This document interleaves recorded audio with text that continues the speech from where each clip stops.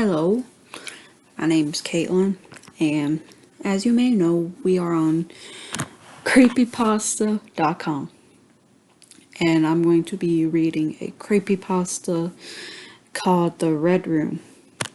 Now, I don't know much about the creepypasta except knowing that it's like a room that's red and stuff happens. So let's just, get into it. Henry had gone missing in Mexico weeks ago, and Lois kept getting these bizarre letters in the mail. She had assumed the first 4 envelopes she received in the first 4 days of the month afterward were to the wrong address or a mistake. However, the 5th envelope contained a blank sheet of paper with a word that would haunt her for weeks. Husband is what it said. Lois felt her blood run cold. The first 4 notes had read, "I will return," and "your," respectively. The 6th one was ominous, and I'm sorry if I'm talking weird. It's when I read sometimes it's like I act like this. Let's keep going. The 6th one was ominous. Only it read, After this, Lois got online to search how to contact the Mexican authorities, running into little luck. Her conversations with the police and her representatives went the same, and all led to dead ends. After the message reached, "If you can correctly guess," Lois was beginning to lose it. "I will return your husband if you can correctly guess what I will do to him," was the terse message that was spelled out on the newspaper clippings. The nature of the words being on separate sheets of paper seemed unnecessary if this was the message the entire time. On the back of the final sheet of paper reading him was a web address reading HTTP colons, I think it's colons, for 2//www.analogbrowser.com, and that was all she had to go on. The website was unimpressive, nothing more than a series of images and logos with a small link in the center. When she clicked on it, the analog browser began to download onto her laptop, along with a Word document. In the document was a web address with a notable difference in the domain registry. The address was simple, u.analog. After the program was finished downloading and running, the browser, reminiscent of Opera, emerged on her screen, and Lois entered the address into the search bar. A red chat room appeared on her screen. Before Lois could even begin writing a message, a series of bobbing dots appeared in the text field preceding by the words, "Username. Username is typing." She froze, her eyes locked on the small red box. The dots continued to hop up and down. The text "username is typing" remained. Seconds went by. Minutes. The world outside the glowing white square with the red box inside of it became discolored and grainy as Lois stared stared holes into her laptop, as if trying to will her husband's kidnapper into action. I'm sorry if I'm talking weird. It's this is the first time I'm recording a creepypasta and me reading it. So I'm sorry if I'm speaking weird and I'm speaking fast.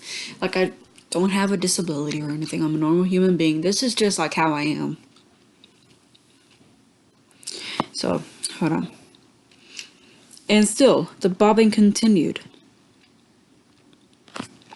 Lois wrenched her chair across the floor and dove face first into the laptop, guzzling the words on the screen, which read, "I will return your husband only if you can correctly guess what I will do to him." Lois's left eye twitched involuntarily. The text "username is typing" returned to the screen. The text that replaced it seconds later read, "And I cannot lie, whether you guess correctly or not." She was about to answer, but hesitated. What if he would not return Henry? As Lois went to enter this inquiry, she hesitated again. Then that would mean he was lying about the reality of the situation began to dawn her. Lois didn't understand why this was happening. She thought, if he is both simultaneously lying and telling the truth, then there has to be a third option. The third option couldn't be that Henry was the man writing the notes and had faked his own kidnapping. His car was out front, and when she stopped dropping him off at the airport, he said he'd call her when he landed, and he didn't.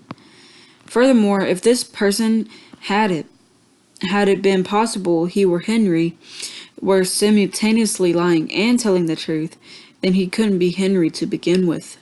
That left her with an oddly terrifying answer. She wasn't really here. Henry wasn't really there, and the situation was the result of a repressed memory. Lois went back over the events in her head.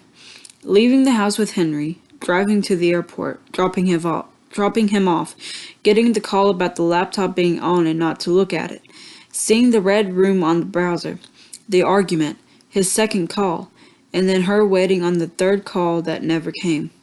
It was all bizarre to be sure, but one thing that stood out to her upon analyzing the day's events was the red room.